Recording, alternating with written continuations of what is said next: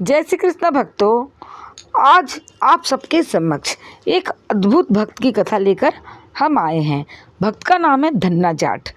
धन्ना जी के पिता एक साधु सेवी, सरल हृदय, साधारण किसान थे। वे ज़्यादा पढ़े लिखे नहीं थे, पर वे थे श्रद्धालु। उनके यहाँ प्रायः विचरते हुए साधु संत आकर एक दो दिन रह जाते थे। धन्ना जी अभी 5 वर्ष के थे। उनके घर में एक ब्राह्मण पधारे। उन्होंने अपने हाथों से कुएं से जल निकालकर स्नान किया और तब झोली में से एक शालिग्राम जी को निकालकर उनकी तुलसी, चंदन, धूप, दीप आदि से पूजा की। बालक धन्ना बड़े ध्यान से पूजा देख रहे थे। उन्होंने ब्राह्मण से कहा, पंडित जी, मुझे भी एक मूर्ति दे दो, मैं भी पूजा करूँगा। भला जाट के लड़के को शालिग्राम जी कौन देने वाला था, परंतु बालक हट करके रो रहा था।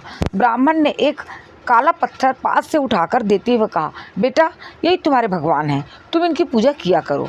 बालक धन्ना को बड़ी प्रसन्नता हुई। अब वे अपने भगवान को कभी सिर पर रखते तो कभी हृदय से लगाते। खेल कूद तो वो भूल ही गए और भगवान की पूजा में दिन रात लग गए। ब्राह्मण को जैसे पूजा करते उन्होंने देखा था, अपने समझ से वैसे ही पूजा करते। बड़े सवेरे स्नान कर लेते और भगवान को भी नहलाते। चंदन तो पास में था नहीं, मिट्टी का तिलक किया। भगवान को वृक्ष के हरे भरे पत्ते चढ़ाए, तुलसी दल के बदले फूल चढ़ाए, कुछ तिनके जलाकर धूप कर दी और दीपक दिखा दिया। हाथ जोड़कर प्रेम से दंडवत की। दोपहर में माता ने बाजरे की रोटियां लाकर रख दी। धन्ना ने रोटियां भगवान के आगे रख दी, आंखें बंद कर ली। बीच बीच में आंखें खोलकर देख लेते कि भगवान खाते हैं या नहीं। अब भगवान ने रोटी नहीं खाई। तब उन्होंने हाथ जोड़कर बहुत प्रार्थना की। इस पर भी भगवान ने भोग नहीं लगाया तो उन्हें बड़ा दुख हुआ। मन में आया, भगवान मुझसे नाराज़ हैं, इससे मेरी दी हुई रोटी नहीं खाते।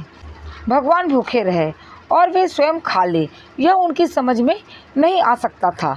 रोटी उठाकर वे जंगल में फेंक आए। कई दिन हो गए, ठाकुर जी खाते नहीं और धन्ना उपवास करते हैं। शरीर दुबला होता जा रहा है। माता पिता को कुछ पता नहीं कि उनके लड़के को क्या हुआ है। धन्ना को एक ही दुख है, ठाकुर जी उनसे नाराज़ हैं, उनकी रोटी नहीं खाते। अपनी भूख प्यास उन्हें पता ही नहीं। कहाँ तक ऐसे सरल बालक से ठाकुर जी नाराज़ रहते। बाजरे की इतनी मीठी प्रेम भरी रोटियों को खाने का मन उनका कहाँ तक ना होता। एक दिन जब धन्ना ने रोटियां रखी, वे प्रकट हो गए और लगे भोग लगाने। जब आधी रोटी खा चुके तब हाथ पकड़ लिया बालक ने। ठाकुर जी, इतने दिनों तो तुम आए नहीं, मुझे भूखों मारा और आज आए तो सब रोटी अकेले ही खा जाना चाहते हो। मैं आज भी भूखों मरूँ क्या? मुझे क्या थोड़ी रोटी भी न दोगी? जिनको सुदामा के चावल द्वारका के 56 भोग से अधिक मीठे लगे थे, विदुर के साग तथा विदुरानी के केलों के छिलके के लोभ से दुर्योधन का सारा स्वागत सत्कार जिन्होंने ठुकरा दिया था, बिल्ली के बेर का स्वाद का वर्णन करते जो थकते नहीं थे, उन्हीं के प्रेम के भूखे ब्रज राजकुमार को धन्ना की रोटियों का स्वाद लग गया।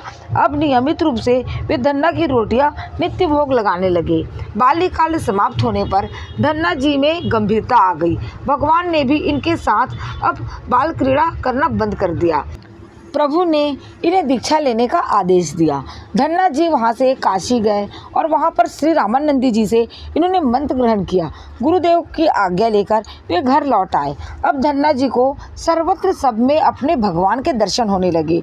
वे इस हृदय विहारी को सब कहीं देखते और उसकी स्मृति में मगन रहते। एक दिन पिता ने उन्हें खेत में गेहूँ बोने भेजा। मार्ग में कुछ संत मिल गए। संतों ने भिक्षा मांगी। धन्ना तो सर्वत्र अपने भगवान को ही देखते थे।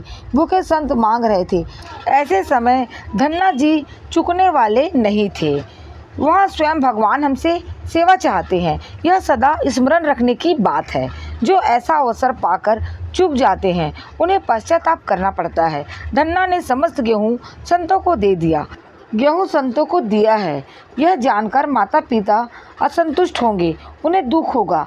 इस भय से धन्ना जी ने खेत में हल घुमाया और इस प्रकार खेत जोत दिया जैसे गेहूँ को बो दिया गया हो।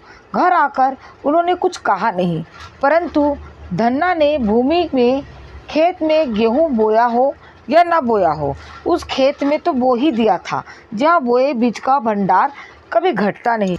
भक्त का महत्व बढ़ाने के लिए भगवान ने लीला दिखाई और पृथ्वी देवी ने धन्ना के खेतों को गेहूं के पौधे से भर दिया। चारों ओर लोग प्रशंसा करने लगे कि इस वर्ष धन्ना का खेत ऐसा उठा है जैसे कभी कहीं सुना ही नहीं। पहले तो धन्ना जी को लगा कि लोग उनकी सूखे खेत के कारण व्यंग करते हैं, पर अनेक लोगों से एक ही बात सुनकर वे स्वयं खेत को देखने चले गए। जाकर जब हरा भरा लहलहाता खेत उन्होंने देखा, तब उनके आश्चर्य की सीमा नहीं रही। अपने प्रभु की अपार कृपा समझकर वे आनंद मग्न होकर भगवान का नाम लेकर गाते हुए नृत्य करने लगे।